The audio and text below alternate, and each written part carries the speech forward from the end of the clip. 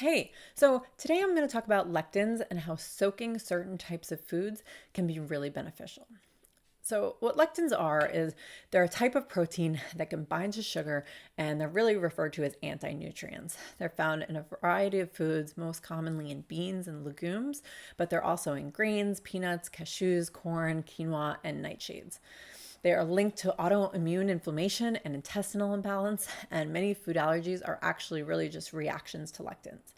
They contain high amounts of anti-nutrients like phytic acid, and they're very difficult to digest. In fact, traditional cultures use these foods only after a long period of soaking, sprouting, and fermentation.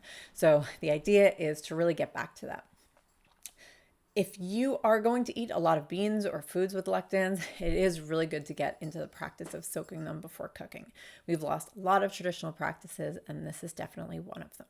So if any of these are a big part of your diet, definitely try this out. It makes these foods a lot more digestible, and that's better for your baby because it means your body can spend more resources on building the baby instead of digesting your food, which ultimately means more energy for you. And who really doesn't want that? Now, for a bunch of reasons, I don't really eat beans, but I do love cashews and other seeds that benefit from doing this, like raw pumpkin seeds, sunflower seeds, walnuts, oats, that kind of thing. So there's a link in the description that talks about how long to soak different foods, so I will include that. And today I'm going to show you how I soak and dry my cashews.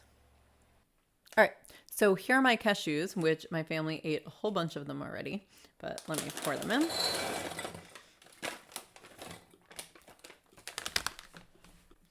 And now I'm just going to fill it with water.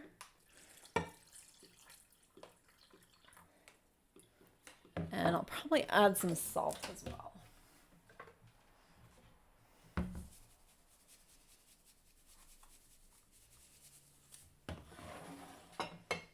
All right, so now I'm basically just going to let this soak for up to 6 hours. Hi, so I'm back. 6 hours is now done. I just strained the cashews, so if you see them, they look a little bit swollen because they've absorbed all the water. So I preheated my oven for 190 degrees, and all I'm going to do is lay them out on the baking sheet. So now they're pretty even. I'm going to throw some salt on it just because it'll be a little bit more delicious when there's a little bit of salt. And I'm going to throw them in the oven.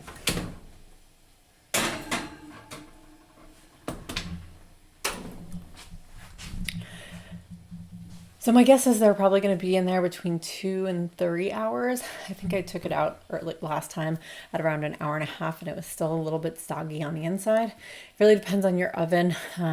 You could turn the temperature up if you have less time, but you do want to watch for the consistency. So if it is a little bit soggy on the inside, you want to keep them in until it totally dries. And but you don't want to keep it in so long that they brown. Last time I took them out, they were a little too bit soggy. My husband hated them, so I ended up putting them back in, but then I went somewhere and he didn't take them out until they were brown, so I overdid them. So there's kind of this perfect balance. You just need to keep checking on them. But it does take a little bit for them to dry out. If you have a dehydrator, obviously that is a much better solution. I just don't, so I just use the oven. So that's it for today, at least. If you enjoyed this, please hit like. And if you want to get more tips and tricks on healthier food or different exercises to do that might make your pregnancy better, please subscribe. And I hope to see you on the next one. Thank you. Have a great day.